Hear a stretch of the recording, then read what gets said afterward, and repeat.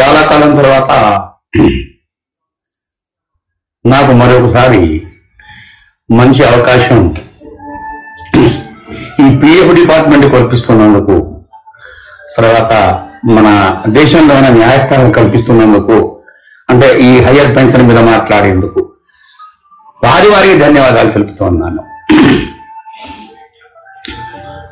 2/9/2025 నాడు మద్రాస్ హైకోర్టు సంచలనమైన తీర్పు ఇచ్చింది. బ్రహ్మాండంగా ఉంది ఆ తీర్పు. మీ అందరికీ తెలుసు, కొన్ని లక్షల అప్లికేషన్స్ అన్ని కూడాను పిఎఫ్ డిపార్ట్మెంట్ వారు ఒక చిన్న పాయింట్ పెట్టి తీసాకలు పాడేశారు. ఈ ఎగ్జాంపుల్ ఎస్టాబ్లిష్మెంట్ హయ్యర్ పెన్షన్ కి అర్హులు కారు. ఎందువల్లంటే వారి ట్రస్ట్ రూల్స్ లో 15,000కి మించి కానీ, లేదా 6,500కి మించి కానీ, 5,000కి మించి కానీ వాళ్ళు హయ్యర్ పెన్షన్ కట్టే ప్రయోజనం వాళ్ళకి లేదు కనుక వాళ్ళకి ఈ హయ్యర్ పెన్షన్ కట్టే జాయింట్ ఆప్షన్ ఇవ్వటానికి వీలు పడదు కనుక వాళ్ళందరికి కూడాను హయ్యర్ పెన్షన్ మేము ఇవ్వము అని చెప్పేసి పెద్ద లెటర్లు వాళ్ళు రాసేసి డిపార్ట్మెంట్స్ అన్ని ట్రస్ట్లకి విలువ ఇవ్వటం జరిగింది. అయితే ఇదివరకే నేను చాలాసార్లు నా పాత వీడియోలు మీరు చూసినట్టయితే చెప్పాను, ఇటువంటి వైఖరి ఏదైతే ఈ డిపార్ట్మెంట్ పెడుతోందో 100% ఇది తప్పు. ఎప్పుడైనా ఇది మళ్ళీ వాద్యానికి దారి తీయవచ్చు, వాదానికి దారి తీయవచ్చు. కోర్టులు దాన్ని ఖచ్చితంగా పరిగణలోకి తీసుకొని దాని మీద తగు జడ్జిమెంట్స్ ఇస్తాయి అన్నట్టుగా నాకు ప్రధానమైన నమ్మకంతో నేను అప్పుడు కొన్ని వీడియోలు చేశాను.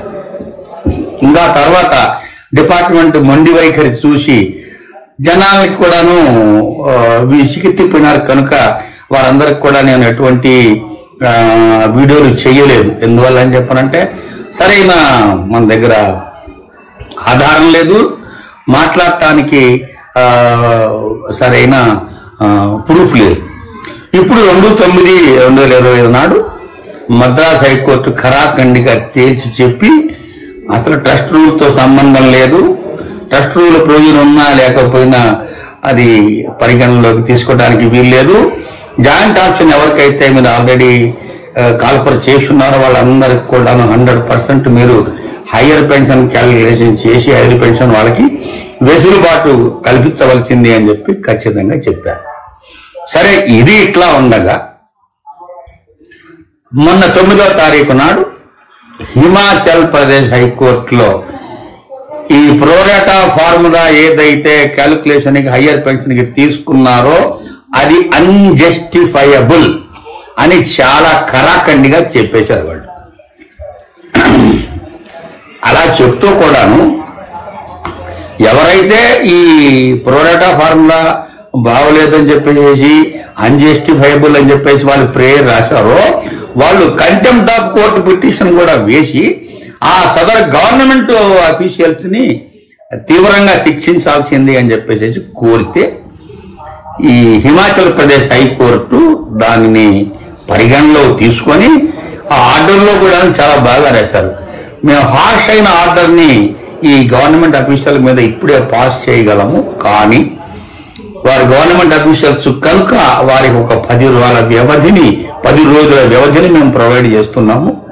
వాళ్ళు 23/9 అంటే 23 సెప్టెంబర్ 2025 లోపల మా కోర్టు దగ్గరికి ప్రజెంట్ అయ్యి ప్రత్యక్షంగా హాజరయ్యి వారి యొక్క వాదన వినిపించాలని చెప్పేసి వారు ఒక వెసులుబాటు ఇస్తూ ఒక ఇంటర్వ్యూ ఆర్డర్ ఇచ్చారు వాళ్ళు.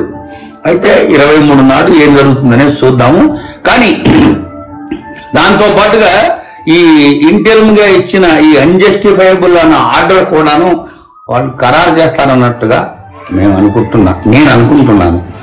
కాబట్టి ఏంటంటే ఏమవుతుందా అని చెప్పానంటే వాళ్ళు ఆ హిమాచల్ ప్రదేశ్ జడ్జిమెంట్ లో డిస్కస్ చేసిన విధానం చాలా బ్రహ్మాండంగా ఉంది.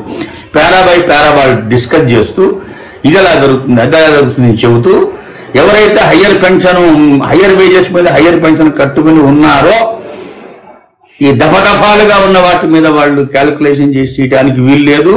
అందుకే అది కూడాను ఏది ఎక్కువైతే ఏది తక్కువైతే అది, ఏది ఎక్కువైతే అది, ఇది చిత్ర విచిత్ర విన్యాసాలు ఏదైతే ఈ ఫార్ములాలో వాళ్ళు పేసి ఉన్నారో అది కూడా తప్పు అంటూ చేస్తూ ఎవరైతే హయ్యర్ పెన్షన్ కట్టి ఉన్నారో వాళ్ళు కేవలం లాస్ట్ డ్రాన్ 60 months వేజెస్ మీద వాళ్ళ ఎంటైర్ శాలరీకి ఒకటే పెన్షన్ క్యాల్కులేట్ చేయాలన్నట్టుగా ఈ యొక్క 9వ తారీఖు యొక్క జడ్జిమెంట్ యొక్క పూర్తి సారాంశం అని మీకు అందరికీ తెలియజేస్తున్నాను. ఇప్పటికీ చాలా మంది నిరాశతో ఉండి ఉంటారు, మాది రిజెక్ట్ అయిపోయింది అని చెప్పి. నాకు తెలిసి చాలా మంది ఎగ్జాంపుల్ ఎస్టాబ్లిష్మెంట్స్ ఇంకా వారి యొక్క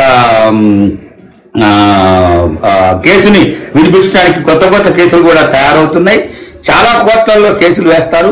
ఇప్పుడు పంజాబ్ లో హియరింగ్ పెండింగ్ ఉంది, కేరళలో పెండింగ్ ఉంది, తర్వాత పోతే మన ఢిల్లీ హైకోర్టులో పెండింగ్ ఉంది, హిమాచల్ ప్రప్రథమంగా బయటకు వచ్చింది. ఇప్పుడు హిమాచల్ బయటకు వచ్చింది కాబట్టి మిగతా కేసుల్లో అన్ని కూడాను ఈ హిమాచల్ ప్రదేశ్ యొక్క దారిని పట్టుకొని 100% వాళ్ళ కేసులు కూడా డిస్పోజ్ చేసేస్తారు. మరి ఈ నేపథ్యంలో మళ్ళీ కొత్తగా పిఓ డిపార్ట్మెంట్ ఏ వంక పెడుతుంది అనేది మళ్ళీ ఆలోచించాలి.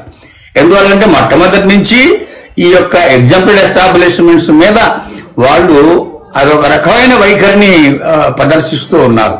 ఎందువల్లంటే ఎగ్జాంపుల్ ఎస్టాబ్లిష్మెంట్ పూర్తిగా మా కంట్రోల్లో లేదు కనుక వారి ఎస్టాబ్లిష్మెంట్స్ వారి డబ్బులు వాళ్ళు చూసుకుంటున్నారు కనుక, కాబట్టి వీళ్ళు ఇటువంటి ఈ హయ్యర్ పెన్షన్ దానిలోకి అర్హులు కారు అని రకరకాల వాదాలు పెట్టి మొత్తానికి ఏదో వాళ్ళు తాత్కాలికంగా నెగ్గినట్టుగా అంటే తాత్కాలిక నెగ్గినట్టుగా నేను అంటున్నాను, కానీ వాళ్ళు అనుకున్నారు నెగ్గామని. అది తాత్కాలిక నెగ్గింపే అని చెప్పేసి ఇప్పుడు అంటున్నాను. నేను నా పాత వీడియోల్లో కూడా నేను పూర్తిగా చెప్పాను. ఇదంతా కూడాను ఎవరైతే నిరాశతోటి కొంతమంది అయ్యో మాకు ఈ పెన్షన్ రాకుండా పోయిందే, హయ్యర్ పెన్షన్ రాకుండా పోయిందే అని బాధపడుతున్నారో వాళ్ళు కొంచెం ఊరట కలిగించే ప్రధానంగా ఉంది కనుక ఈ వీడియో మళ్ళీ చేస్తున్నాను. ఇంకా ఏమన్నా మంచి సమాచారం ఉంటే ఈ సబ్జెక్టుని మళ్ళా నా ఛానల్లోనే ఇంకా కొంతకాలం కంటిన్యూ చేస్తాను. కాబట్టి అందరూ కూడా దీన్ని గమనించాల్సిందిగా ప్రార్థన. ఈ యొక్క జడ్జిమెంట్లు కూడాను వైడ్ గా చాలా చోట్ల అవైలబుల్ ఉన్నాయి. వీటిని మీరు చాలా జాగ్రత్తగా తీసి చదువుకొని వాటి యొక్క సారాంశాన్ని అర్థం చేసుకోండి. ఏమైనా డౌట్లు ఉంటే నాకు దీంట్లో అడగండి, ఒకటి అడిగితే నేను చెప్పేస్తాను. అందరికీ నమస్కారాలు చెప్తున్నాను.